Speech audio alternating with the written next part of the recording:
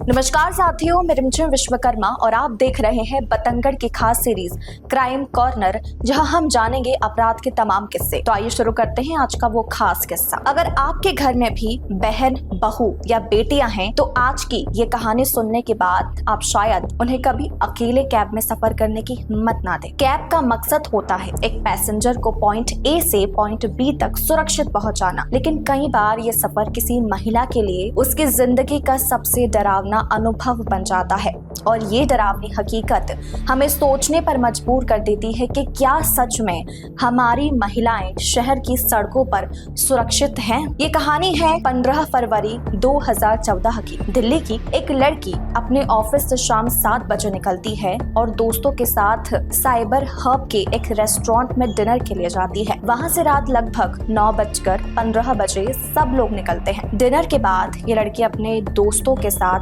वसंत विहार आती है और वहाँ से करीब 10:15 बजे वह घर जाने के लिए एक कैब बुक करती है। कैब बुक करने के लिए उसने उस वक्त नई आई एक ऐप का इस्तेमाल किया था, उबर। कुछ ही मिनटों में एक कार वहाँ पहुँचती है, सफेद रंग की स्विफ्ट डिजायर, जिसका नंबर था DL1YD7910। ड्राइवर का नाम था शिव कुमार यादव, देखने में बहुत मासूम और गरीब सा लगने वाला आदमी। लड़की कार में बैठ जाती है और शुरुआत में सब कुछ सामान्य लगता है। दिन भर की थकान और देर रात के कारण वो लड़की कैब की पिछली सीट पर बैठते ही नींद में चली जाती है, लेकिन उसे क्या पता था कि उसके साथ आगे क्या होने वाला है। थोड़ी देर बाद अचानक उसकी नींद खुलती है। वो देखती है कि कैब एक सुनसान जगह पर रुकी हुई है और हैरानी की बात यह है कि ड्राइवर अपनी सीट पर नहीं था। लड़की घबरा कर बाईं ओर देखती है तो पता चलता है कि ड्राइवर अब उसके बगल में पीछे की सीट पर बैठा हुआ है और तभी उसे एहसास हो गया कि कुछ तो उसके साथ गलत होने वाला है। लड़की तुरंत कैब से निकलने की कोशिश करती है, लेकिन सभी दरवाजे लॉक कर दिए जाते हैं। जैसे ही उसने बाहर निकलने की कोशिश की, ड्राइवर ने उसे थप्पड़ मारकर धमकी दी, अगर कुछ करने की कोशिश की तो यही खत्म कर दूंगा। लड़की डर गई। उसने अपना फोन उठाने की कोशिश की, लेकिन ड्राइवर ने फोन छीन लिया। इतना ही नहीं, उसने सबसे पहले उस लड़की के फोन से अपने मोबाइल पर कॉल करके उसका नंबर सेव कर लिया।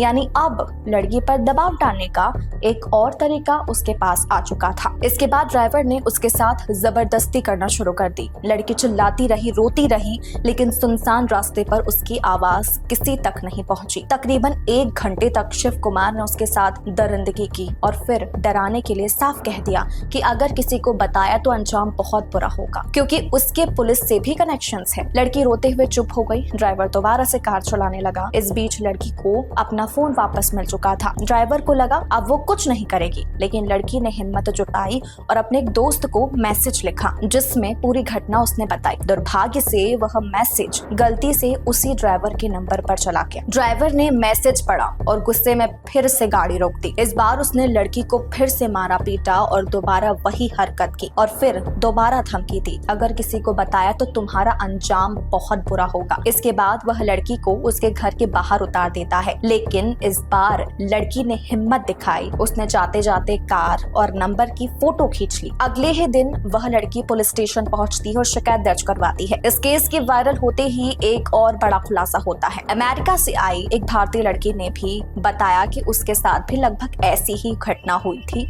जब उसने 1 साल पहले दिल्ली में उबर कैब ली थी। पुलिस ने जब जांच शुरू की तो पता चला कि शिव कुमार का आपराधिक रिकॉर्ड पहले से ही मौजूद था। 3 साल पहले उसने एक 20 साल की लड़की के साथ भी इसी तरह की हरकत की थी और उसे 7 महीने की जेल की सजा भी हुई थी। लेकिन चौंकाने वाली बात ये थी कि सजा पूरी करने के बाद भी वह फिर से छूट गया और उबर जैसी बड़ी कंपनी ने उसे दोबारा ड्राइवर की जॉब दे दी। पुलिस ने कैब के रजिस्ट्रेशन से उसकी जानकारी निकाली और पता चला कि वह दिल्ली के राजू पार्क देवली रोड पर रहता है। वहाँ छापा मारा गया, लेकिन वह नहीं मिला। फिर पता चला कि वह यूपी के चंदेरपुरी का रहने वाला है। आखिरकार पुलिस ने वहाँ छापा मारकर उसे गिरफ्तार कर लिया। हिरासत में उसने स्वीकार किया कि यह पहली बार नहीं था। अपने ड्राइविंग करियर के दौरान उसने कई बार और भी लड़कियों के साथ ऐसी ही हरकतें की थी। दोस्तों सोचिए, अगर कानून ने पहली बार ही उस पर सख्ती दिखाई होती तो शायद ये घटना कभी होती ही नहीं।